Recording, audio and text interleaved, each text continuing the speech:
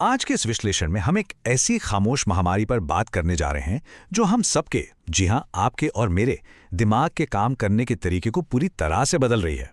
आज की हमारी ये चर्चा एक ऐसे व्यक्ति के अनुभवों से प्रेरित है जो कभी एक बेघर किशोर था, लेकिन बाद में एमआईटी से ग्रेजुएट हुआ और उसने अरबों डॉलर की कंपनियां खड़ी की। अपने सफर में उन्होंने दुनिया के सबसे स्मार्ट और कामयाब लोगों के बीच एक बहुत ही दिलचस्प पैटर्न देखा। और पता है वो पैटर्न क्या था? वो 24 घंटे काम करने के बारे में नहीं था, बल्कि वो इस बारे में था कि ये लोग अपने खाली समय को कितनी शिद्दत से बचाते हैं। तो आज हम आपके खाली समय को देखने का नजरिया बदलने वाले हैं।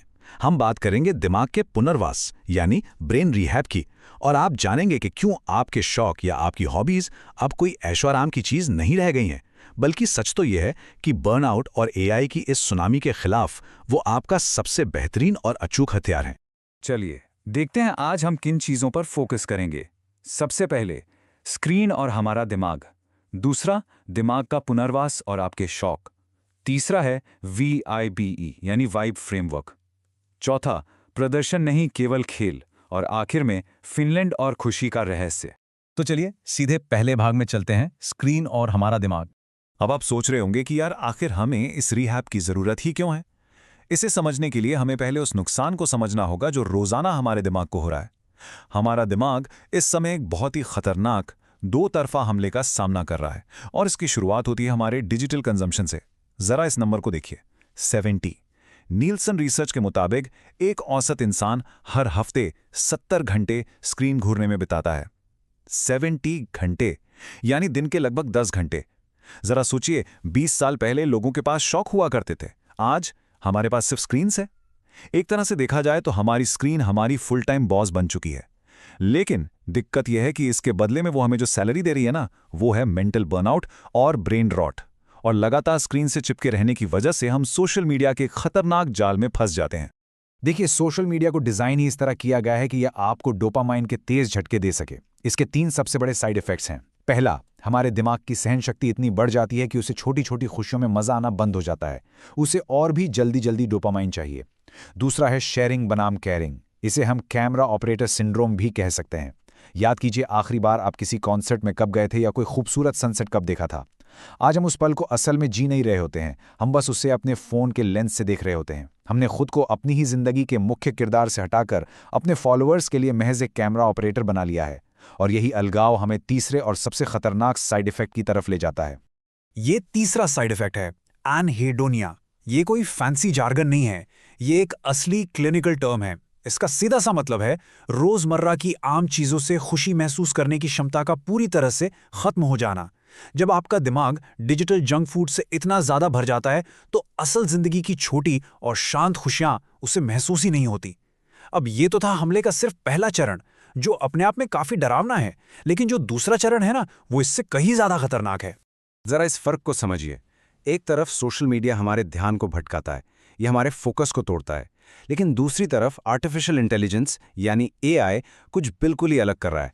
ये हमारी एजेंसी यानी हमारे खुद के फैसले लेने की क्षमता को ही बदल रहा है।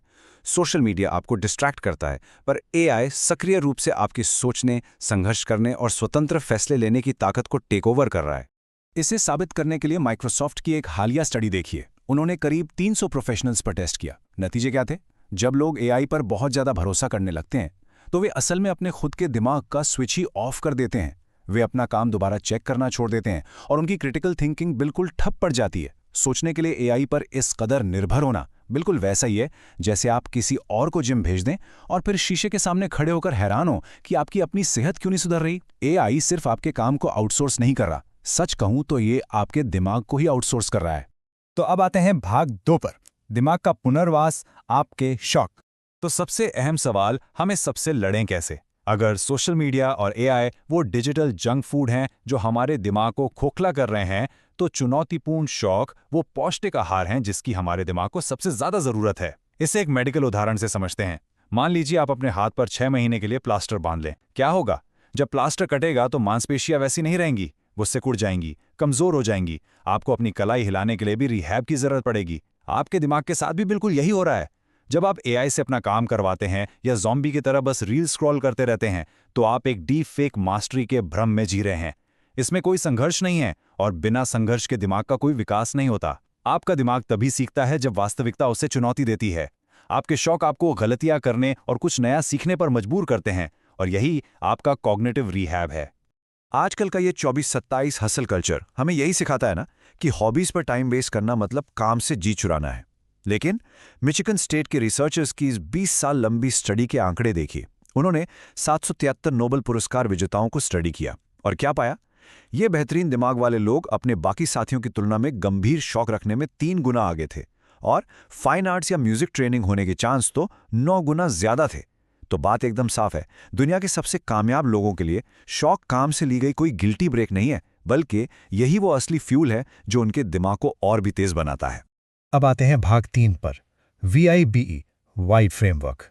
चलिए, अब मैं आपको एक ऐसी प्रैक्टिकल स्ट्रैटेजी देता हूं जिसे आप आज से ही इस्तेमाल कर सकते हैं। इसे हम कहते हैं वाइब फ्रेमवर्क। ये आपके दिमाग के रिहैब के लिए बिल्कुल सही हॉबी चुनने का एक शानदार तरीका है। वाइब का मतलब है वाइटैलिटी यानी ऊर्जा, इंक्वायरी यानी जिज्ञासा, बिलोंगिंग यानी जुड़ाव, और एक्सप्रेशन यानी अभिव्यक्ति।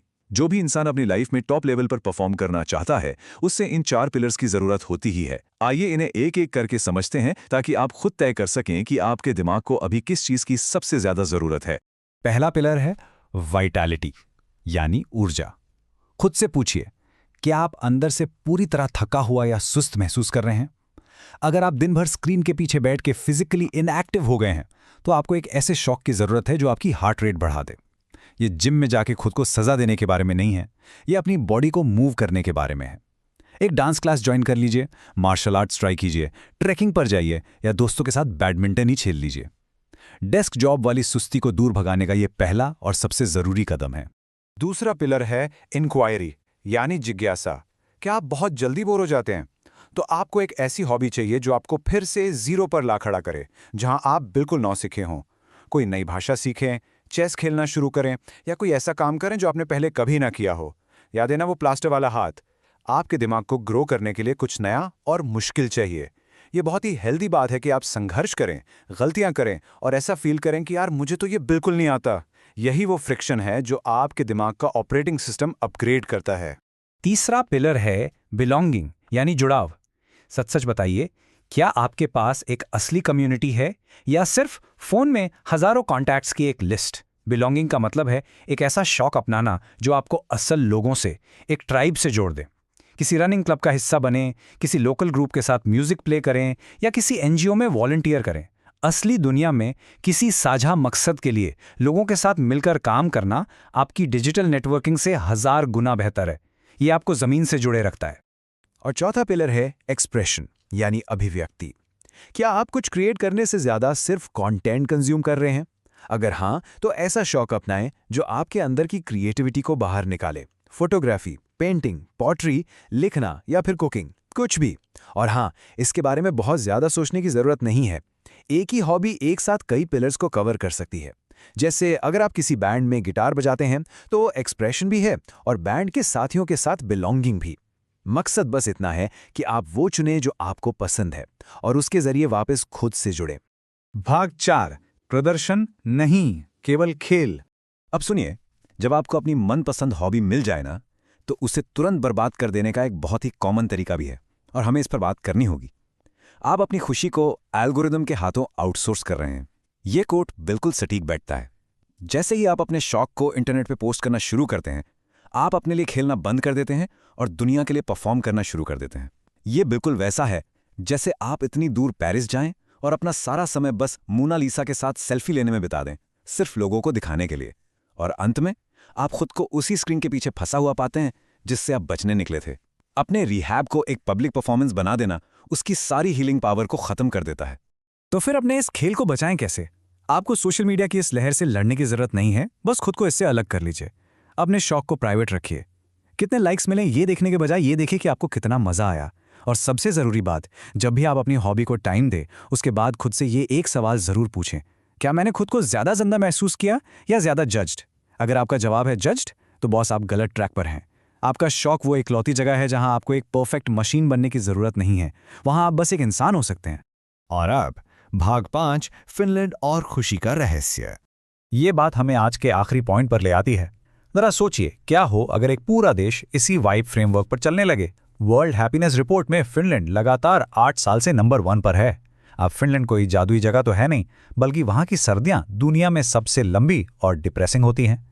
लेकिन उनका पूरा समाज बहुत ही खूबसूरती से इस वाइब फ्रेमवर्क के इर्द गिर्द बुना गया है। वो लोग नेचर के बीच टाइम बिताते हैं, साइकिल चलाते हैं। यह है वाइटैलिटी। उनकी एजुकेशन सिस्टम कमाल की है और सबको सीखने का मौका देती है। यह है इंक्वायरी। उनके समाज में एक दूसरे पर बहुत गहरा ट्रस्ट है।